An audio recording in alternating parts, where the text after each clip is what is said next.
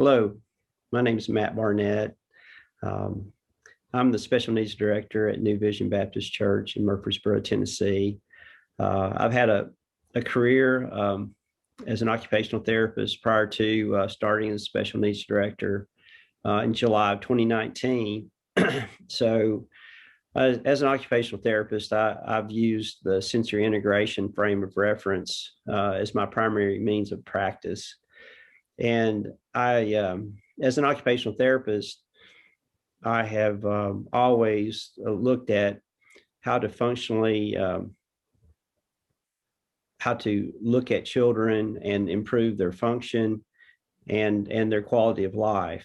And so that mode of working with children in the church has helped me to really see how we can do the same types of things in the realm of spiritual development as well, because we all have learned through using our senses.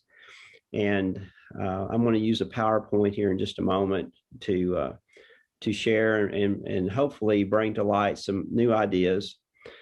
And what I would like to really emphasize, the way that I'm doing things is just a beginning. Your church is a little set up differently and has opportunities that that aren't afforded to me. And for you at home, most of these activities, almost everything really, can be used and adapted in your environment as well. So here we go. I'm going to do a screen share. You bear with me while that happens, and we'll go from here. Another thing that I'd like to do before we get underway is to encourage you to contact me. If there's some questions, I've moved too fast, this is not a live audience, of course, this is a pre-recorded session. Please call me or contact me through email, and then I'll share my phone number once you've contacted me by email. And I'll be glad to help you in any way I can. Any of you that are locally, or you're passing through and you would like to visit what we're doing at New Vision, I'm honored to show and share. So here we go.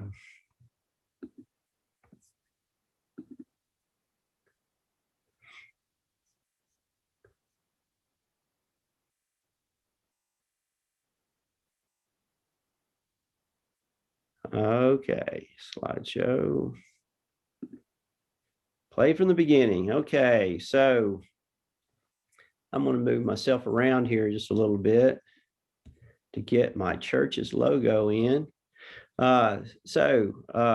Just so you get to know me a little bit, I'm the short guy on the left in the picture. It's my beautiful wife to my right, and then my son Caleb, who recently was married, and my IT guy who helped me with this PowerPoint, Josh, who is about to finish his doctoral studies in occupational therapy. Just to give you a little background, my family has a covey of almost a basketball team of occupational therapists. Of course, I'm an occupational therapist. My wife, she was my boss at one time as I was trying to get into OT school after a career in the Army. And we started dating after I quit as her technician and got into occupational therapy school. And so later on, we got married and had these two boys. And Caleb, not an occupational therapist, but is marrying one that's soon to be an occupational therapist. So that's a little history. In the bottom left corner is one aspect of our church. We have a growing dynamic church, or we were really growing prior to COVID. And COVID has knocked everything down some. We've been blessed with a production team and a communications team that's been able to quickly respond and put a lot of our things online. And that's how I've been forced to learn a lot of things, new technology. So Zoom is just one part of that.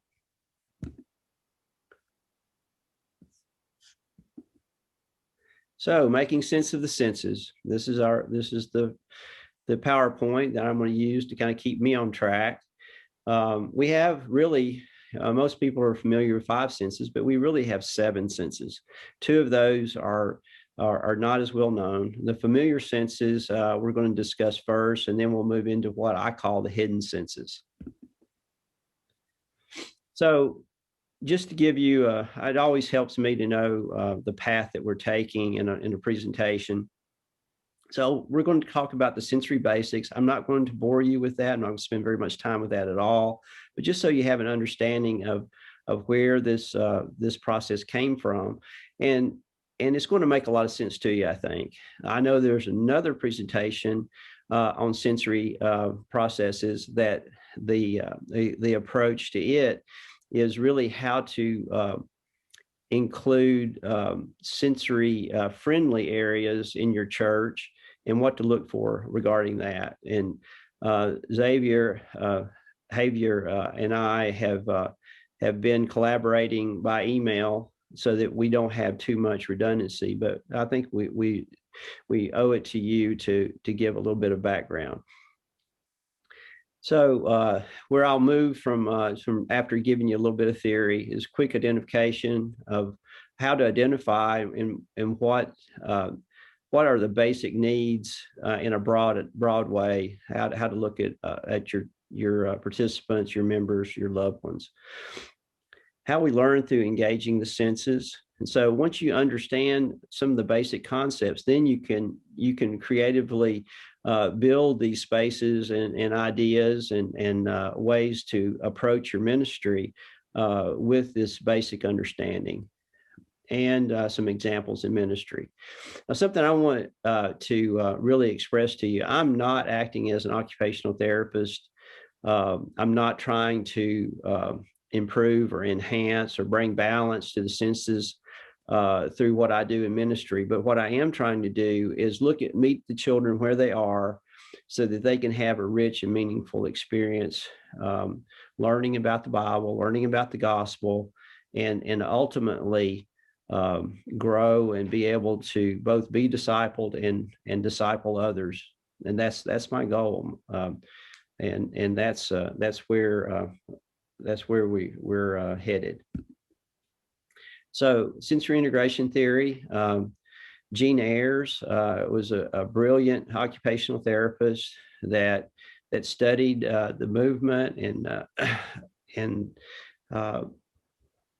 really came after observing children to the conclusion that that mastery of your environment is afforded when you understand and have balance in your sensory systems. And this primary theory and treatment approach has been applied to a lot of children that have sensory imbalances, autism spectrum disorder, attention deficit disorder, ADHD, and head trauma, closed head injuries, and traumatic brain injury. All of these different conditions and others, sensory normalizing sensory processing has had success. So the basic premise behind using a sensory approach is we learn and we perceive based on our integration of what and how we interpret through our senses. That's how we as young children learn. And really, we don't even notice, but each of us have basic sensory needs that may be a little bit out of balance. As you see, as I'm talking to you, I'm kind of moving around a little bit. I need to have that movement to stay on task and be focused. The familiar senses: sight, hearing, taste, touch, smell. We're all familiar with those things. Your vision, 90% of the cerebral cortex has dedication to vision. It's what we call in the sensory world the bully on the block. And second to that is hearing. Hearing becomes more of validation of what you see. Your taste, the concentration of nerve endings on the tongue, and touch, along with oral, your olfactory. Those are our combined senses. Touch, there's variations of touch, light touch, deep touch. Being able to touch with your hands and determine what an object is another form of touch. And of course, smell, olfactory. So those are your 5 common senses. The ones that we're going to really spend a little bit of time with is the vestibular and the proprioceptive sense. Now, don't get wrapped up around those big words. The vestibular system is your inner ear. Some of you have probably experienced vertigo. Well, that's the inner ear giving you a sensation of movement when you're not really moving. And those things, once your sense of movement and your sense of balance are thrown off, then a lot of times you end up with car sickness, seasickness, all those kinds of things, and vertigo where the room seems to be spinning. But the vestibular system controls much more than balance. It controls many things with regard to our sense of well-being, our sense of alertness. And the proprioceptive system works hand in hand with the vestibular system. That is where the muscles, our ligaments, our tendons tell us where the limbs that we have are in space, as well as gives our vestibular system the information of where your head is actually in space. When you move your head one way or the other, the vestibular system is activated. I'm going to give you some examples of that in just a moment and tell you why that's really important.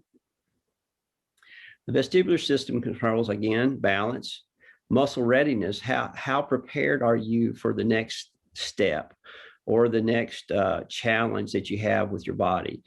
An under-responsive vestibular system will give a person a need for extra movement. So a lot of times our extreme sport folks that really love bungee jumping and things like that,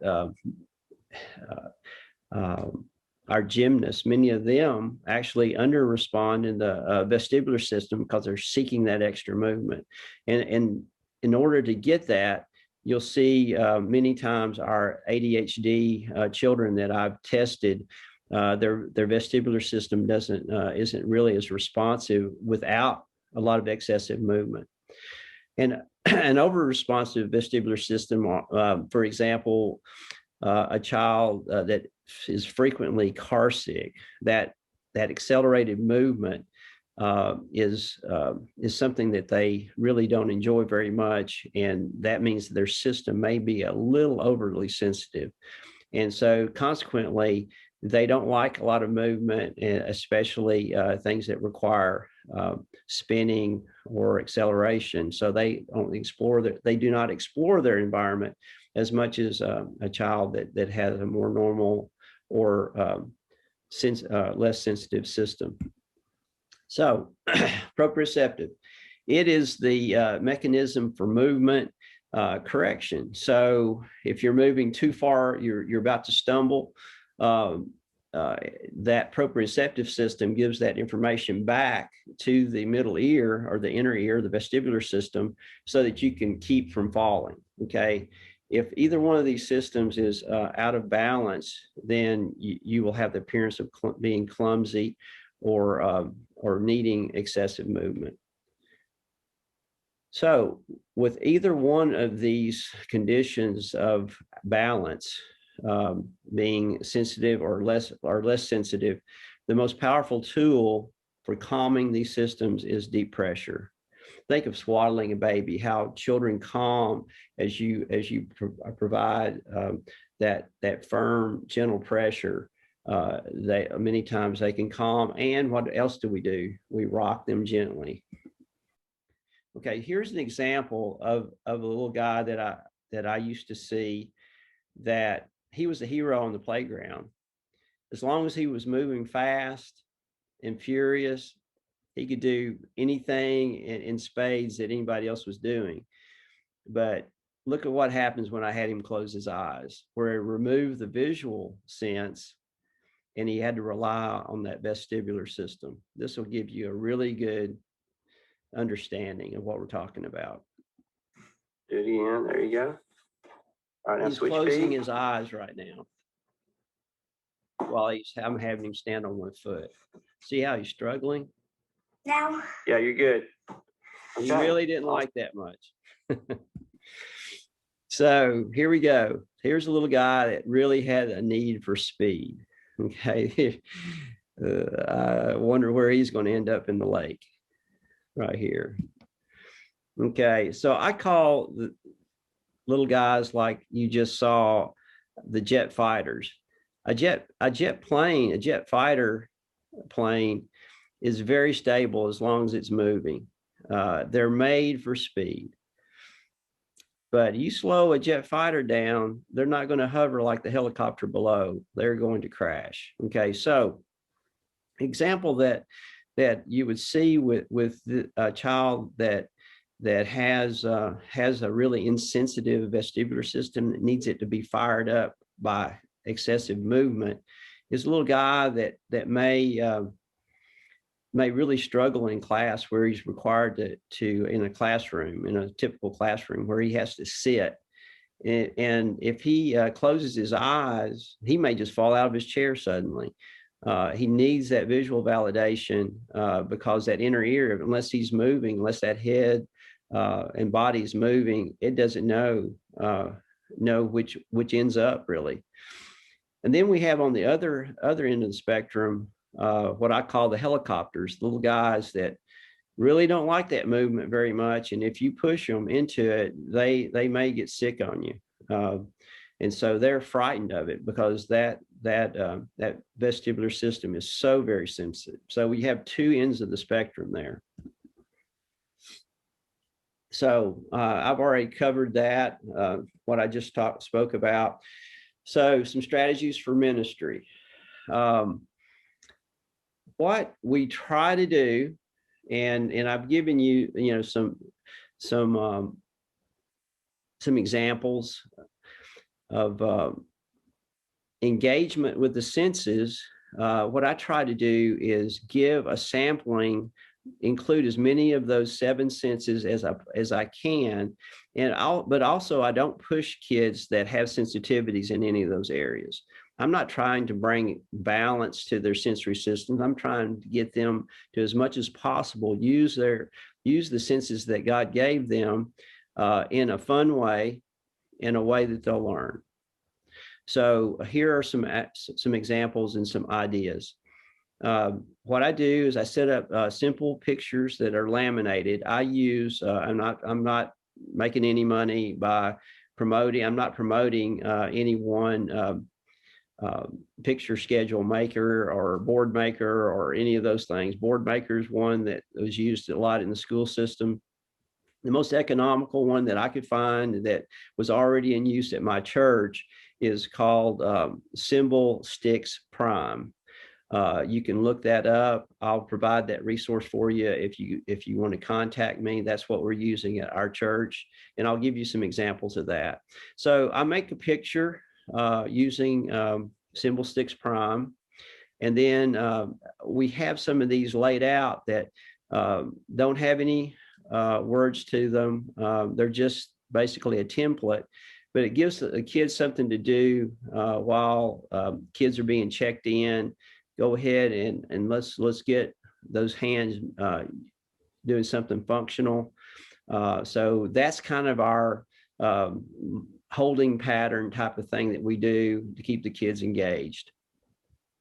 We use videos and sound to support our lesson, and we set up a movement strategy to reinforce it in between after the lesson, worship lesson, and then we have some fun movement-based time. We use a picture schedule to establish a routine. And so what I'm doing in almost everything that we do is a visual, a touch, a hearing, a movement, and then motor plan, an activity. So we're trying to, and that's these things are visual, hearing, touch, movement equals motor planning in a lot of the things that we do. So here's just kind of a simple example. So we would have a template that have those rainbow outlines, and then we give kids Play-Doh. Not all of them are going to end up this nice and neat. Some of them will be mixed. It's going to be, I have one little guy, we had Play-Doh just set up for him because he loved to mix it. So we had Ethan's Play-Doh that was all mixed up, had all different colors. And so, but he was a Play-Doh kind of guy. Okay, so here's an example of the complete story. Now, what I do is break these down into single page templates, laminated, and then we'll use those in our obstacle courses. And for our kids that are still can't absorb a 4-point or even a 2-point, we have them broken down into one picture at a time in a larger laminated full frame outlay. We use the sign language integrated into the sound with worship. So, and the kids follow along with that. We have one little girl that pre-COVID was part of the worship team. And so she was a 2-hour kid. So her parents served. And so she was with us 2 hours. So the first hour she was on the worship team, and then she would come and be our example worship leader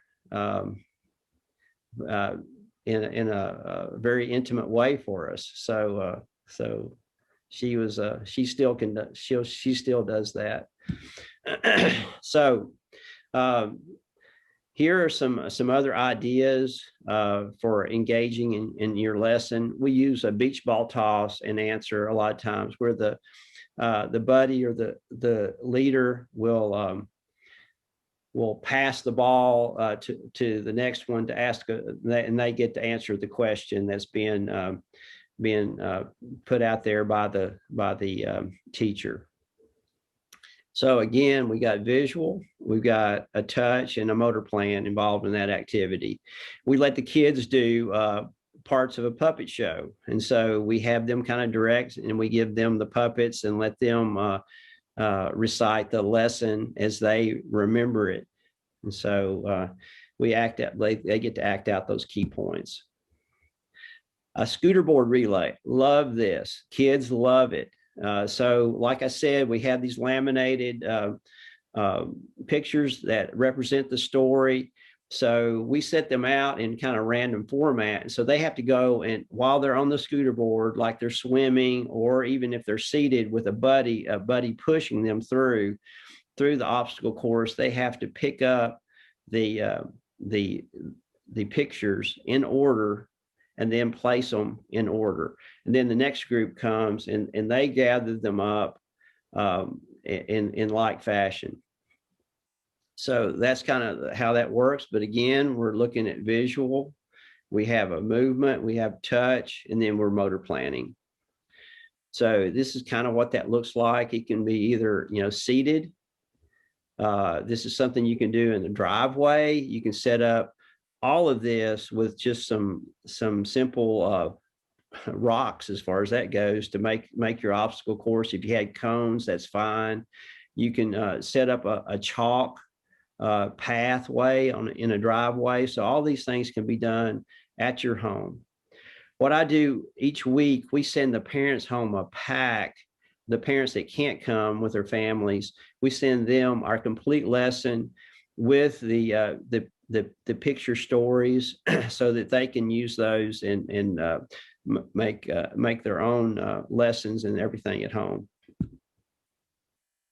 So now we've got snack time. We make it count as well. We're getting toward the end of our ministry time. So we settle them in. We've got bean bags, oversized bean bags that have little switches on them with 4 different speeds of vibration with batteries, with rechargeable batteries. And so the kids settle into these bean bags. and we dim the lights. We have a rheostat dimmer on all of our lights, and so we have a variety of different snacks, and they watch a video that reinforces the lesson, so that we get to leave on a fun note. So we have one of the members lead, one of the children, if we have a volunteer, lead the prayer, and we close it down. So again, we got a visual, we got a hearing, taste, chewing, and the kids are winding it on down, using a calming techniques, using a sensory approach. So we have some future ideas that we want to do. We have a sensory pathway for the Bible. I'll show you what those look like in just a moment. And we have outdoor learning. It was just an alleyway in our church where our church has been added to so frequently. We had this space that wasn't being used at all. And one of our parents donated some money for us to really revise that and turn that into an outdoor play area. And we're going to use that to do a lot of these same things that we're talking about now, but we get to do it outside, which is a big plus. There's walls on 3 sides, and we're able to put a crash gate at the end of it. So it's a very safe area that the kids are going to be able to get outside, get some fresh air, and have some fun. So again, just to recap, our familiar senses, sight is a primary, hearing is a validation sense, and then the other support senses is touch, smell, and taste. So hidden balance, hidden senses is a balance, our vestibular sense, and then force, proprioception. So this is at one of my wife's primary schools that she serves in. And you can see the kids do they're challenged to do certain things at different parts of that. And my thoughts are what we're going to try to do is have these movement-based challenges that will be a permanent part of the floor, semi-permanent. The floors have to be stripped and these overlays put in and then waxed over.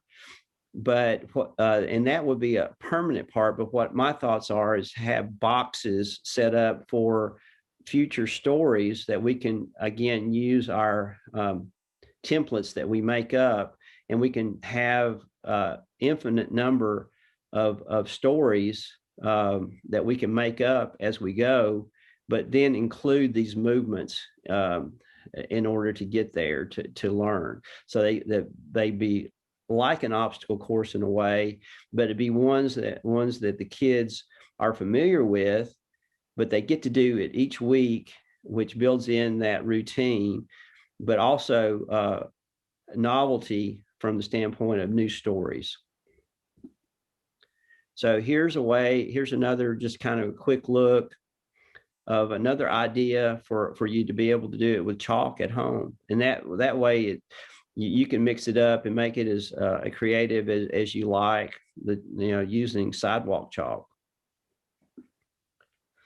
So sensory and behavior, I mentioned that just briefly earlier, but heavy work, compressing that proprioceptive system, these kind of force sensors that are inside of our body, bleeds off some of that energy, some of that need for movement, helps calm down the body. And so here are some things to do with your crash and burn kids. Some wall push-ups, wheelbarrow walk, where you grab the knees or ankles of one of your kids and have them walk on their hands in a padded area. Tug of war is another good one. Deep pressure. Take a therapy ball or a yoga ball and put the kids on their tummy in prone, and roll that ball over them with some force based on the size of the kid. Be careful with that, but just use a little bit of your weight, roll through them, roll the ball over them.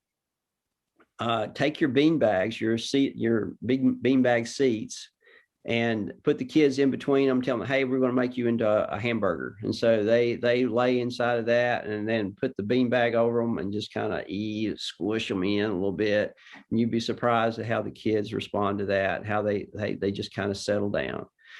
Dim the lights and then use music to your advantage for them to entrain to that slower beat of the music, and help bring them down, especially in preparation for return to their parents. So some key things to remember: we're made to move, not sit. We learn through our senses. Look at your kids, observe them, see what they really enjoy doing, and then encourage them to move in those and teach them in the ways that they learn best. Do not force these sensory activities on these kids that avoid them. Move them into them gently. We're not trying to normalize or bring balance to their sensory system. We're trying to meet them where they are. This is not therapy. This is ministry. And just make sure it's fun. That Jesus, I think, had a great sense of humor. He wanted those kids to come to him. They wouldn't have come to him if he was just a drab, not fun guy. So make sure it's fun, and surround the kids with people that love them.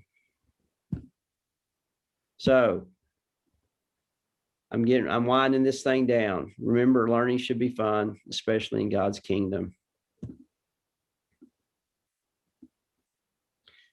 So please contact me for questions or clarifications. Here's my email address.